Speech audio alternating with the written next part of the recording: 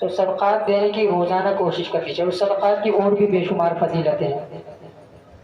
سلف صالحین و کابرین بزرگان کے واقعات میں آتا ہے کہ جب بھی کوئی بیمار ہو تو اس کو چاہیے کہ سب سے پہلے اس بیماری کے علاج کے لیے سب سے پہلے صدقہ دے، سب سے پہلے صدقہ نکالے، اللہ کی راہ میں کچھ مال دے دے.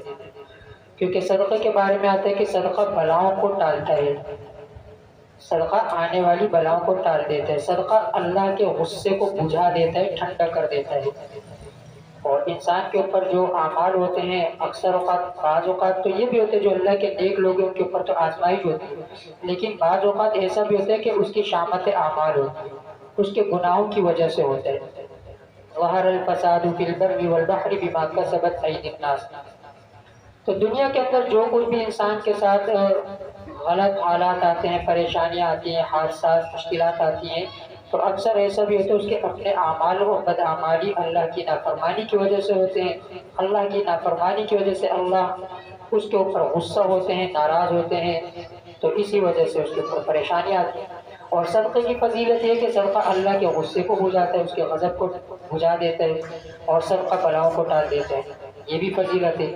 تو صدقہ، وہ بزرگ فرماتے تھے کہ اگر کوئی بیمار ہو تو اپنے علاج کے لیے سب سے پہلے صدقہ دے، اس کے بعد دوسرے نمبر پر روحانی علاج کرے. روحانی علاج مطلب قرآن اور حدیث سے، جیسا کہ حدیث شریف میں آتا ہے کہ سورہ فاتحہ کے اندر ہر بیماری سے شفا ہے. 7 مرتبہ سورہ فاتحہ پڑھ کے دم کرے. اس کے علاوہ ہر تکلیف کی الگ الگ دعائیں ہیں. سر میں درد ہو تو کیا پڑھنا ہے؟ لا یصدعون عنہا ولا ینزفون.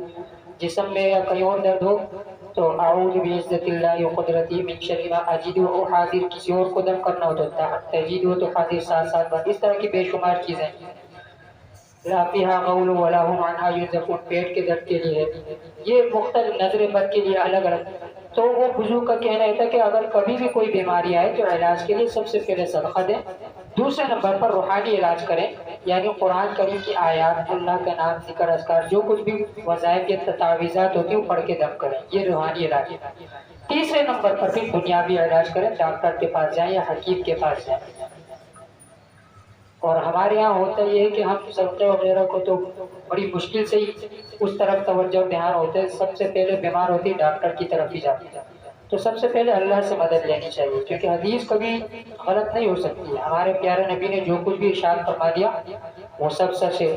اور ہمارے پیارے نبی کے زبان مبارک، زبان اقدس سے نکلے ہوئے جو الفاظ ہوتے ہیں وہ بھی وحی کا ایک حصہ ہے. وہ وحی غیر مطلوب جن کی تلاوت نہیں کی جاتی ہے. اور خود قرآن میں اللہ پاک نے فرمایا وما ينطق عن الهوى، کہ اپنی طرف سے اپنی خواہش سے نہیں بولتے. ان هو الا وحی یوحی، یہ سب بھی اللہ کی طرف سے ہی نبی صلی اللہ علیہ وسلم کے دل اور دماغ میں ڈالا جاتا ہے. جو آپ اپنے صحابہ کو بولتے تو وہ حدیث کہلاتی ہے. تو حدیث کبھی غلط نہیں ہو سکتی. صدقے کے بارے میں آتا ہے کہ صدقہ بیماریوں کو ختم کرتے ہیں، اللہ کے غصے کو ٹھنڈا کرتے ہیں، فائدے کی چیز ہے. اور یہ ہمیشہ یاد رکھنی چاہیے بات کہ سود کے مال میں کبھی برکت نہیں ہوتی ہے، اور اس کی نحوست سے اصل مال بھی ضائع ہو سکتا ہے. سود کا مال کتنا ہی بڑھ جائے اس کا انجام افلاس ہے. یہ بھی حدیث میں آتے ہیں کہ انجام کا آخر کار یہ ہوگا کہ انسان غریب ہو جائے گا، سب ختم ہو جائے گا.